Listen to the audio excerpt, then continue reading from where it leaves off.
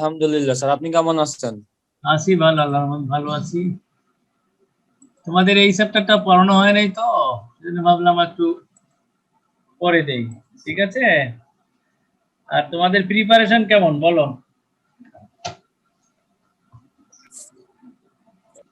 তোমাদের প্রিপারেশন কেমন?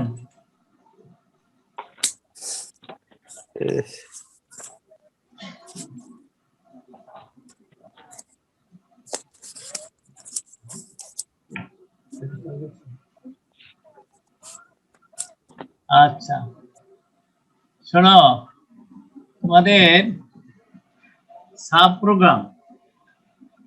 প্রোগ্রামটা অ্যাকচুয়ালি কি সেটা আমরা বলতেছি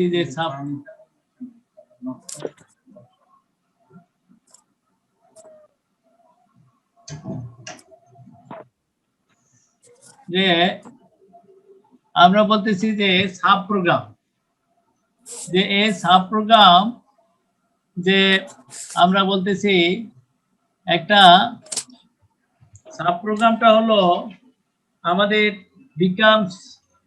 a program becomes more or more complex and large. A program becomes more or more complex and large, and several problems they arise. একটা যে প্রোগ্রাম যে ধরো অনেক বড় হতে পারে, অনেক জটিল হতে পারে এবং অনেক সমস্যা হতে পারে। These problems may be, তাহলে আমরা বলতেছি these problems may be যে removed by the use of sub program. এই সমস্ত সমস্যা যে সরানো যেতে পারে সাব প্রোগ্রাম দ্বারা। ফরট্রান যে আমরা বলতেছি Fortran language provides the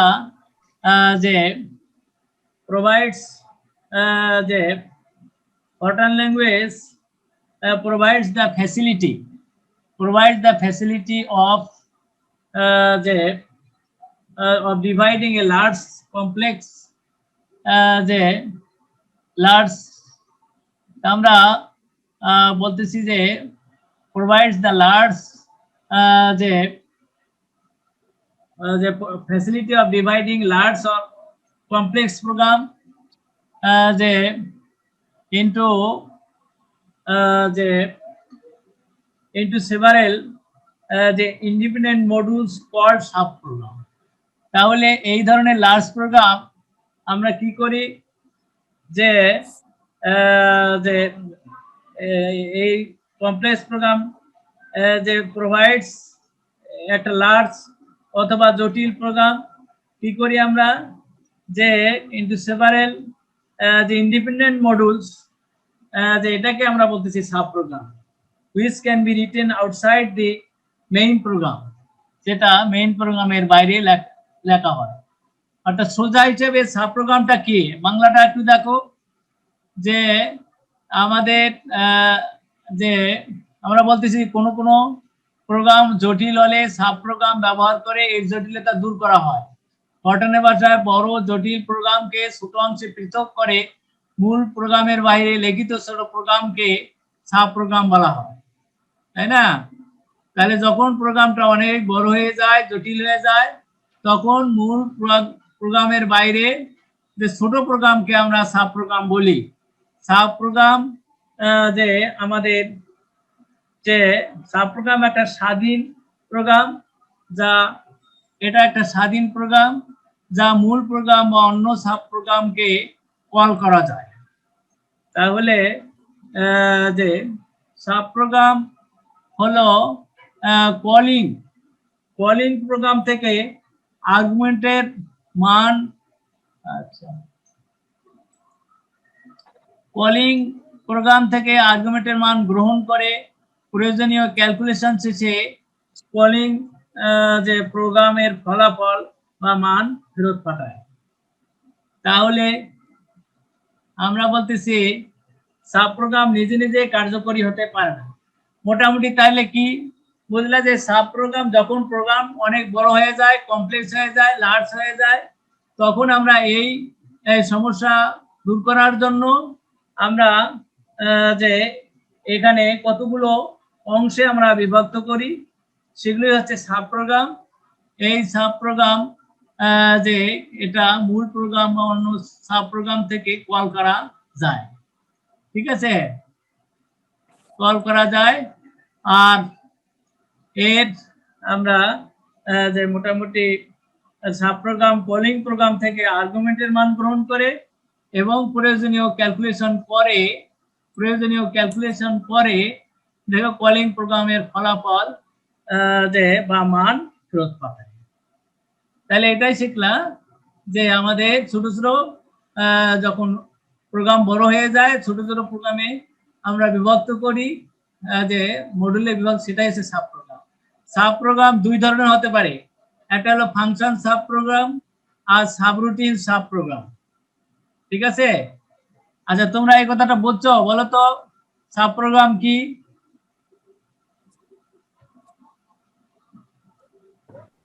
sir, বড় কোনো প্রোগ্রামকে মানে জটিল কোনো প্রোগ্রামকে সিম্পলিফাই করে আলাদা আলাদা যে প্রোগ্রাম গুলাতে লেখে, ওই প্রত্যেকটা প্রোগ্রাম হচ্ছে সাব প্রোগ্রাম।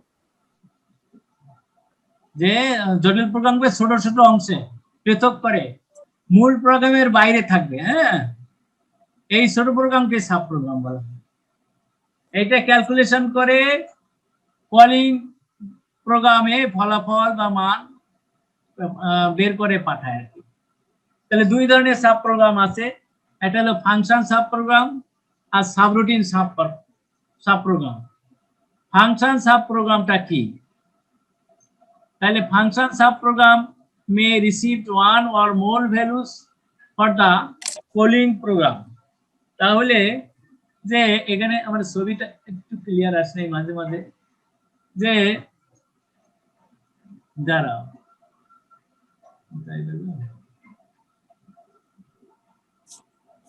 তাহলে যে এখানে আমরা ফাংশন ফ্রম দা,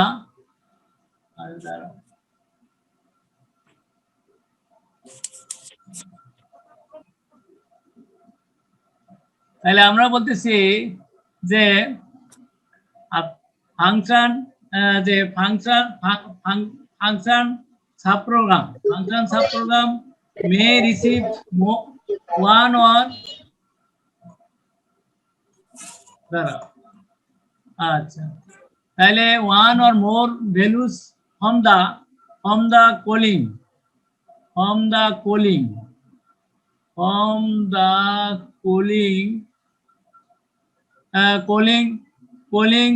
প্রোগ্রাম, তাহলে ওয়ার সাব প্রোগ্রাম। তাহলে ফাংশন সাব প্রোগ্রাম কি করে? যে মে রিসিভ গ্রহণ করে এক বা একাধিক মান ফ্রম দা যে কলিং প্রোগ্রাম অথবা সাব প্রোগ্রাম থেকে একাধিক মান গ্রহণ করে and can return only one value of the যে calling program or sub program.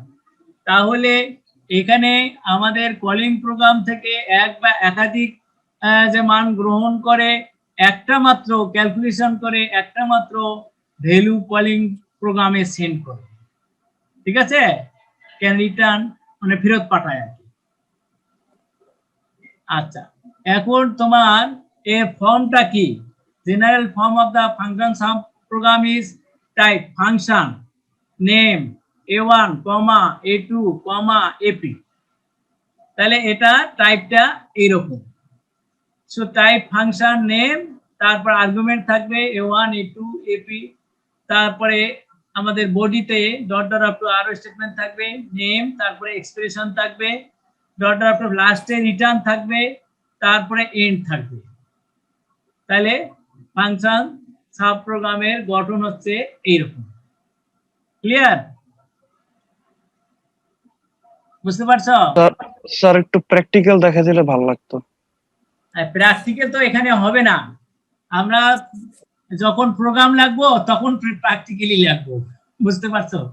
আমরা Okay, sir. আপাতত মনে রাখো যে ফাংশন সাব প্রোগ্রাম লেখার সময় এই রকম ফর্ম, এখানে ফাংশন লেখে নেম, ফাংশন নেম, তারপরে ফার্স্ট ব্র্যাকেট দিয়ে প্যারেনথেসিস দিয়ে a1 a2 a3, তারপরে এখানে ডট অফ টু এইভাবে থাকবে নেম, তারপরে এক্সপ্রেশন যে কোনো রাশি থাকবে, ডট অফ টু আরো স্টেটমেন্ট থাকবে, লাস্টে রিটার্ন থাকবে, এন্ড থাকবে। এইটুকু মনে রাখো।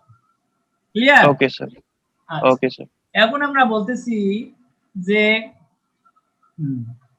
এখন আমরা বলতেছি যে যে rules for where type indicates, আচ্ছা আরো আছিল। এখন আমরা বলতেছি দেখো must be function defining statement specifying the type, the first statement of the sub program। তার প্রথম স্টেটমেন্ট সাব প্রোগ্রামের মাস্ট বি ফাংশন, এটা অবশ্যই আমাদের যে ফাংশন ডিফাইনিং স্টেটমেন্ট, সেটা কি স্টেটমেন্ট ডিফাইন করতে হবে, স্পেসিফাইং দি টাইপ, সেটা কোন টাইপে সেটা নির্দেশ করবে, তারপরে সে টাইপ, তারপরে নেম, তারপরে ডামি আর্গুমেন্ট, এগুলা যে নির্দেশ করতে হবে। ঠিক আছে? Every function sub program must contain at least one argument, প্রত্যেকটা সাব প্রোগ্রামে একটা আর্গুমেন্ট অবশ্যই থাকবে, কমপক্ষে একটা। ক্লিয়ার? তাহলে প্রথম রুল হলো এটা। তারপরে যে বলতেছে যে if the type of function is omitted, যদি যে ফাংশনের টাইপটা যদি ওমিট করা হয়, তাই না, then it should be assumed of type, তখন অ্যাসিউম করা হবে এটা real or integer. In the same way as for variable names, যেমন আমরা যদি যে আমাদের ফাংশনের টাইপ যদি মানে বাদ দেওয়া হয়, তখন কি it should অ্যাসিউমড of type Real, এটা রিয়াল না ইন্টিজার সেটা কি করতে হবে, অবশ্যই সেটা বলতে হবে। In the same way as for variable name, যখন ভেরিয়েবল নেমে আমরা কিছু কিছু যখন রিয়ালকে যদি ইন্টিজারে প্রকাশ করতাম, ইন্টিজার দিয়ে তারপরে ওই নামটা দিতাম, তেমন ভাবে এখানে আমাদের যে তেমন ভাবে আমাদের ডিক্লারেশন দিতে হবে। Type of function must be যে টাইপ অফ ফাংশন কি করতে হবে, যে ফার্স্ট স্টেটমেন্ট, তাহলে আমরা বলতেছি must be function defining statement specifying the type name dummy, every function sub program must contain at least one argument, কমপক্ষে একটা আর্গুমেন্ট থাকবে। ঠিক আছে? তারপরে আমরা বলতেছি type of function is omitted, then you should assume of type real or integer in the same way as for variable name. আমরা variable যেমন লিখছি তেমন ভাবে দিতে হবে। Type of function must be declared in main program same as in sub program, তাহলে ফাংশনের টাইপটা যেমন এটা ঘোষণা করতে হবে, যেমন সাব প্রোগ্রামে যে আমরা দেই তেমন ভাবে ঘোষণা করতে হবে। 3 নম্বর দেখো, 2 নম্বর গেল, তোমরা বাংলাটাও দেখতে পারো যে এই যে 2 নম্বর ডাটা টাইপ ঘোষণা করা না হয় তবে ভেরিয়েবল নেমের নীতি অনুসারে নেমে রিয়াল ইন্টিজার হিসেবে গণ্য হবে, এবং নেম ডাটা টাইপ যে নেম ডাটা অবশ্যই মূল প্রোগ্রাম বা কলিং সাব প্রোগ্রামে ঘোষণা করতে হবে। 3 নম্বর আমরা বলতেছি the rule for writing the name of function are same as for variable, যে এখানে আমাদের ফাংশনের নামটা অবশ্যই ভেরিয়েবলের নাম অনুসারে হইতে হবে। The name of the function can be used as other variable names in the body of the function sub program, তাহলে আমাদের ফাংশনের নাম যে অবশ্যই কি করতে হবে, যে প্রোগ্রামের ভিতর সাধারণ চলক হিসেবে ব্যবহার করা যাবে। এটা বুঝতে পারছো তোমরা? বলো।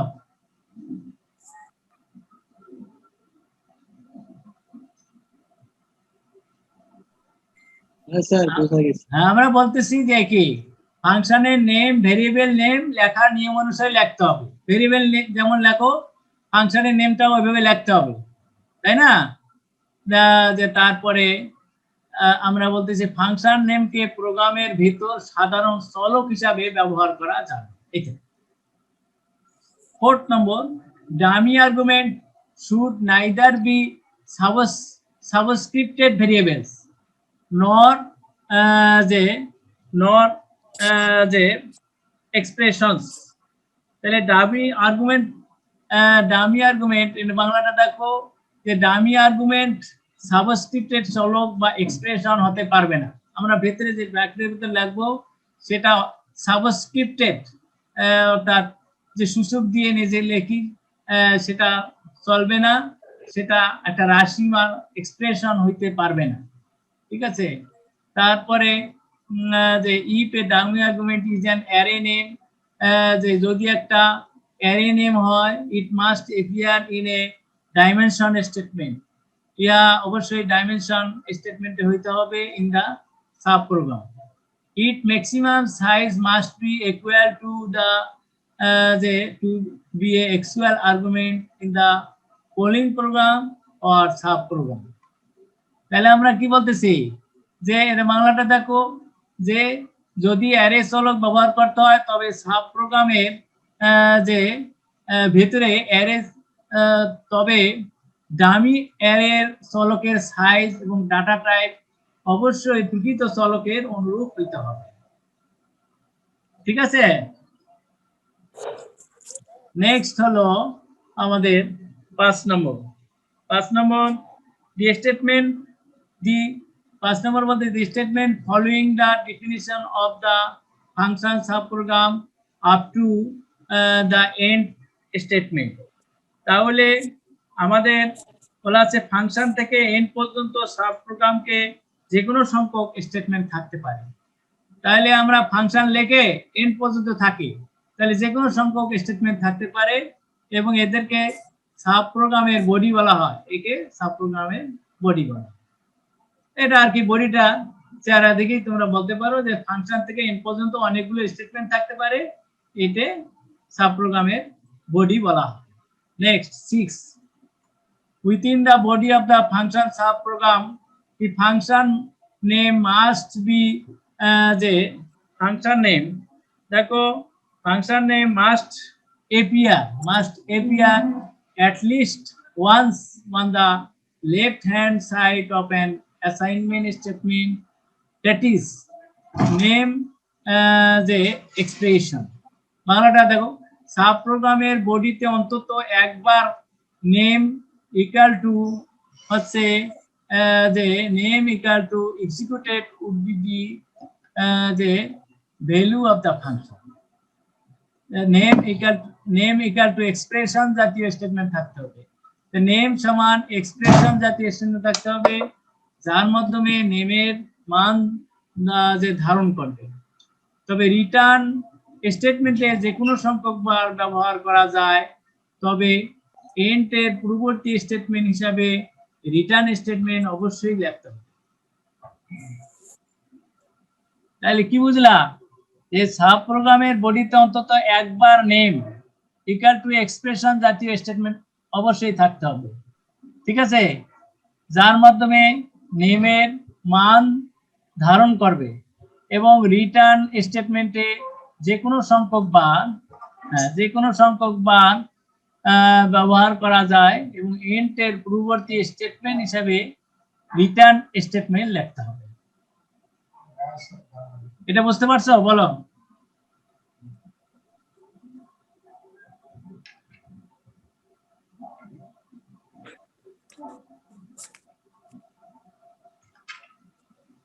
বুঝতে পারছো? বলা হচ্ছে সাব প্রোগ্রামের বডিতে অন্তত একবার নেম সমান এক্সপ্রেশন জাতীয় স্টেটমেন্ট থাকতে হবে যার মাধ্যমে নেমের মানটা সে কি করবে, ধারণ করবে। এবং রিটার্ন স্টেটমেন্টের যে কোনো সংখ্যক বার ব্যবহার করা যায়, তাহলে রিটার্ন স্টেটমেন্ট যে কোনো সংখ্যক বার ব্যবহার করা যায়। তবে এন্ড এর পূর্ববর্তী স্টেটমেন্ট রিটার্ন স্টেটমেন্ট অবশ্যই লিখতে হবে। তারপরে দেখো 7 নম্বর, one execution of return statement. Return statement কার্যকর করতে the control is transferred back to the calling. এখানে একটু উঠে নাই, কলিং এটা কলিং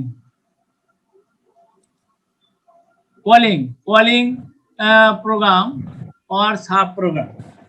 আমরা বলতেছি execution of return statement, the control is transferred back to the calling program, ঠিক আছে, or sub program। তাহলে রিটার্ন স্টেটমেন্টের এক্সিকিউশনটা the control নিয়ন্ত্রণ is transferred back to the calling program or sub program। Return statement may use anywhere in the sub program। তাহলে return statement যে কোনো যে স্থানে সাব প্রোগ্রামে ব্যবহৃত হইতে পারে। বুঝতে পারছো?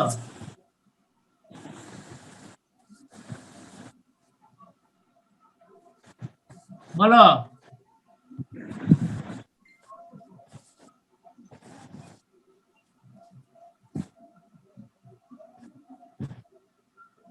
বুঝতে পারছো এই কথা?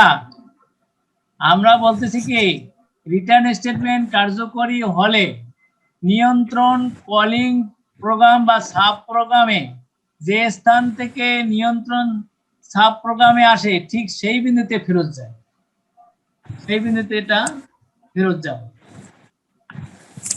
আচ্ছা, এখন দেখো for rules for using function sub program. তাহলে ফাংশন সাব প্রোগ্রাম এর নিয়ম, actual argument must correspond in number, type, order with dummy argument, can be constant variables names, subscripted variable or expression। তাহলে আমরা কি বলতেছি, নিয়মটা কি, বাংলাটা পরে দেখো, যে আমরা বলতেছি যে ফাংশন নেমের ডাটা টাইপ কলিং প্রোগ্রাম বা সাব প্রোগ্রামে অবশ্যই একই থাকতে হবে। তাহলে ডাটা টাইপটা কি, ডাটা টাইপ রিয়াল অথবা integer.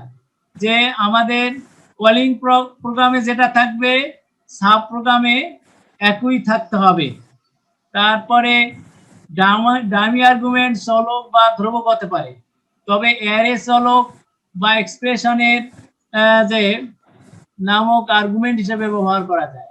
when return statement is executed, the control is transferred back to the referencing point in the calling program or sub program। আমরা বলতে অ্যারে চলক বা এক্সপ্রেশনের যে অ্যারে চলক অথবা যে যেটা আমরা বলতেছি যে প্রকৃত আর্গুমেন্ট, যে অ্যারে চলক বা এক্সপ্রেশনের শুধুমাত্র নামকে আর্গুমেন্ট হিসেবে ব্যবহার করতে হবে। প্রকৃত আর্গুমেন্ট এবং ডামি আর্গুমেন্টের সংখ্যা, ক্রম, ডাটা টাইপ অবশ্যই একই হতে হবে। ফাংশন সাব প্রোগ্রামকে মূল প্রোগ্রাম অন্য সাব প্রোগ্রাম থেকে শুধুমাত্র নেম আর্গুমেন্ট দ্বারা কলিং করতে হবে। বুঝতে পারছো তোমরা? দেখো তো,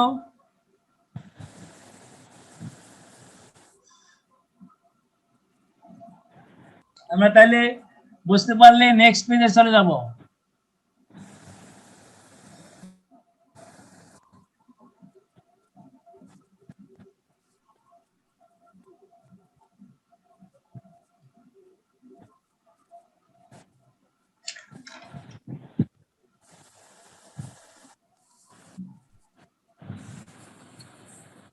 আচ্ছা দেখো, একটা উদাহরণ দেখো, উদাহরণ দেখলে তোমরা ক্লিয়ার হবা। একটা উদাহরণ দেওয়া হয়েছে, যে একটা উদাহরণ দেওয়া হয়েছে, দেখো আমরা লিখেছি যে ফাংশন সাব প্রোগ্রামের শেষে রিটার্ন এন্ড ব্যবহার করতে হবে। রিটার্ন স্টেটমেন্ট কার্যকরী হলে নিয়ন্ত্রণ কলিং প্রোগ্রামে রেফারেন্সিং পয়েন্টে ফিরে যাবে। এই যে যেমন এখানে আমরা একটা প্রোগ্রাম, ছোট প্রোগ্রাম লিখছি, প্রোগ্রাম বাইনোমিয়াল দ্বিপদী উপপাদ্যের প্রোগ্রাম, ইন্টিজার।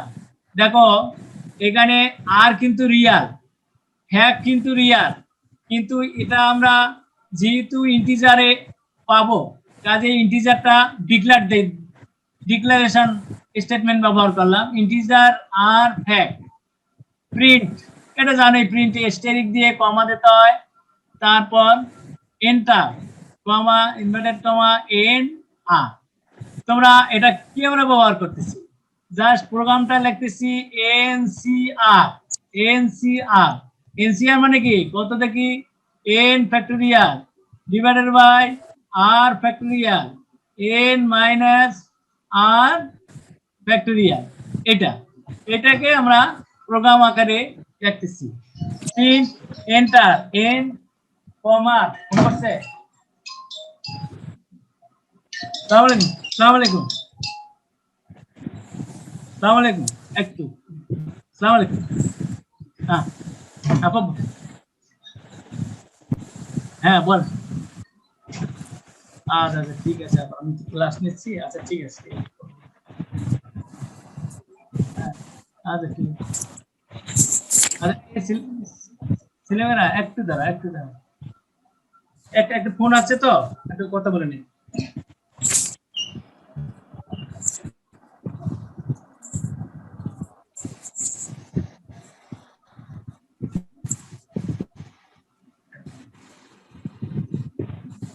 একটু দাঁড়া, একটু কথা বলে নি, ফোন আছে জরুরি।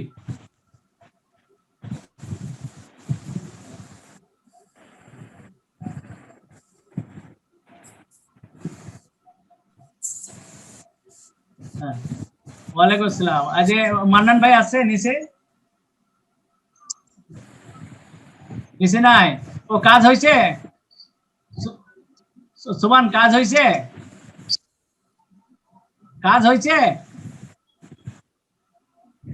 ও আচ্ছা ঠিক আছে ঠিক আছে।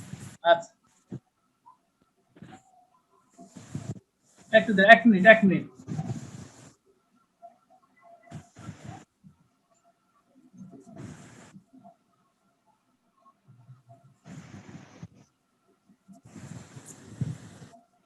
তাহলে আমরা এখানে দেখো, এখানে আমরা কি করছি, program binomial integer R fact print static enter N comma read N R input দিলাম, N C R factorial N divide by এটা লিখতেছি, ফ্যাক্টোরিয়াল আর স্ট্যাটিক গুণন ফ্যাক্টোরিয়াল এন মাইনাস আর এটা লিখলাম, রাইট।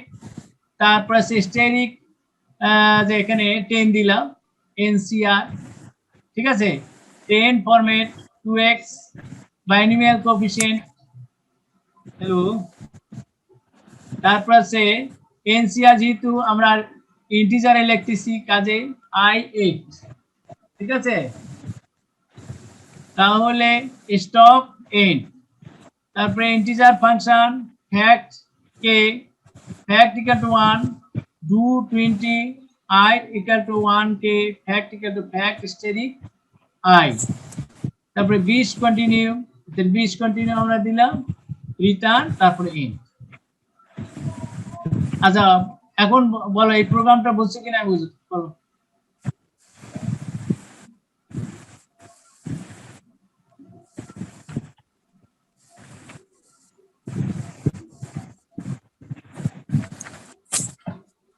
বুঝতে পারছো? দেখো তো,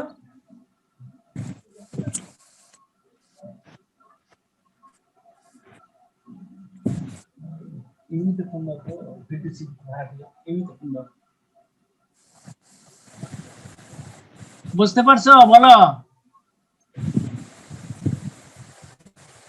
সেইটাকে আমরা প্রোগ্রাম আকারে লিখছি।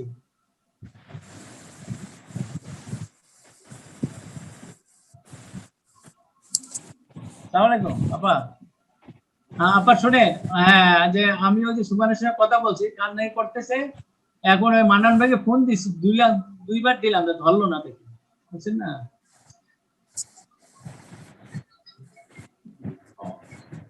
ও আমি ফোনটা দিতে বললাম মান্নান আইয়াকে, সুবান বলতেছে উপরে উঠছে, উপরে মানে উঠে গেছে উনি, কিন্তু আমি বারবার ফোন দিছি, ধরে না।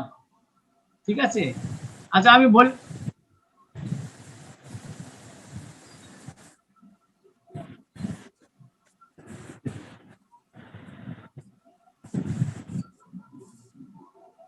হ্যাঁ, আমি আপা ওই যে আমার তো বিল সম্পূর্ণ ক্লিয়ার। আমি ওই যে মিটার নাম্বারটা দিয়ে দিচ্ছি, কাস্টমার নাম্বারটা দিয়ে দিছি, ওকে বললাম যে এখান থেকে রওনা হলে তো 1-1.5 ঘন্টা লাগবে, তাও কাজ করতেছে, অসুবিধা নেই। ঠিক আছে, ঠিক আছে। আচ্ছা, আসসালামু আলাইকুম, আসসালামু আলাইকুম। ঠিক আছে আপা, আজকে না কালকে যাবো আমি। আরে তোমরা বুঝতে পারছো? দেখো তো, বলো।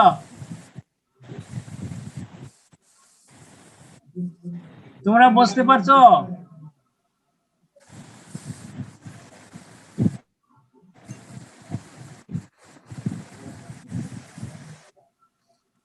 তোমরা কথা বলবা না? জি স্যার।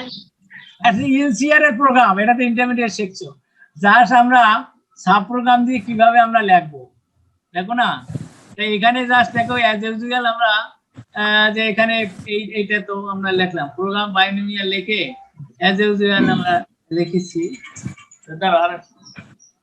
আসসালামু আলাইকুম। হ্যাঁ মানন ভাই, হ্যাঁ মানন ভাই ভালো আছেন? বইটা ও আমি তো ওই যে কাস্টমার নাম্বারটা মেসেজ করে দিলাম, তো ওনাকে বললাম যে আমার যাইতে তো 1-1.5 ঘন্টা লাগবে। তা উনি তো কাজ শুরু করছে, এখন আমি ক্লাস নিচ্ছি আবার, বুঝছেন? পাঠিয়ে দিতে হবে। ও তো ক্লাস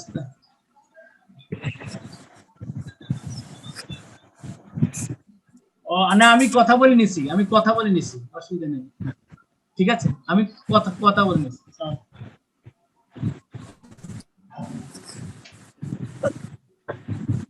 বুঝতে পারছো ছেলেমেয়েরা? বলো। আর এখানে সাব প্রোগ্রাম কোনটা আর কলিং প্রোগ্রাম কোনটা? এই যে প্রোগ্রামটা আছে স্যার, এই প্রোগ্রামে এই প্রোগ্রামে জি, স্যার। যে দেখো যে আমরা কি লিখলাম, যে এই যে প্রোগ্রাম বাইনোমিয়াল, ঠিক আছে, এইটা আমরা যে লিখেছি, ঠিক আছে, এইটা আমাদের কিন্তু যে যে মেইন প্রোগ্রাম হলো যে এইটা ইন্টিজার ফাংশন ফ্যাক্ট কে, তার ফ্যাক্ট 1, তারপরে এটাকে লিখলাম কত, যে ডিসকন্টিনিউ, তারপরে রিটার্ন ইন। এইটা হলো আমাদের সাব প্রোগ্রাম, এটা হলো মেইন প্রোগ্রাম। নিচে যেটা দেখো ইন্টিজার ফাংশন ঘোষণা করছি না, ইন্টিজার ফাংশন ফ্যাক্ট কে, এখানে ডিক্লারেশন দিছি, এটা হলো সাব প্রোগ্রাম ফ্যাক্ট 1। এখানে ক্যালকুলেশন করে তার মান, এই যে ফ্যাক্টরিয়ালের মানটা বের করবে, বের করে কোথায় পাঠাবে, মেইন প্রোগ্রামে পাঠাবে। ঠিক আছে, মেইন প্রোগ্রামে পাঠাবে।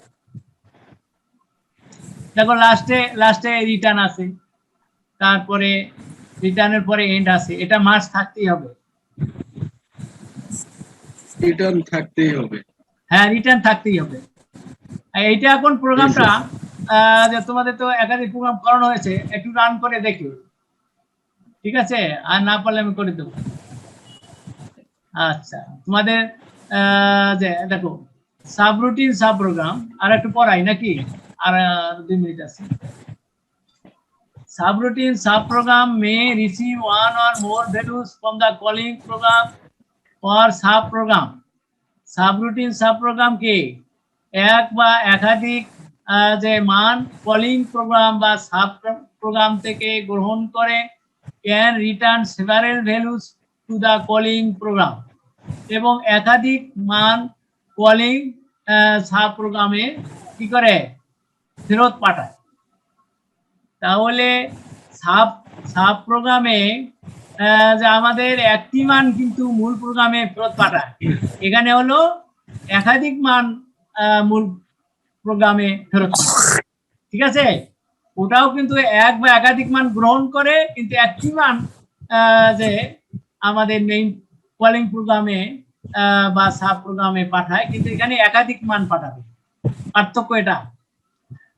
আর এটার গঠন দেখো, সাবরুটিন, ওখানে ছিল সাব প্রোগ্রাম, এখানে subroutine, name A1 A2 AP, ঠিক আছে, আর অনেকগুলো স্টেটমেন্ট থাকবে, রিটার্ন এন্ড, ঠিক আছে।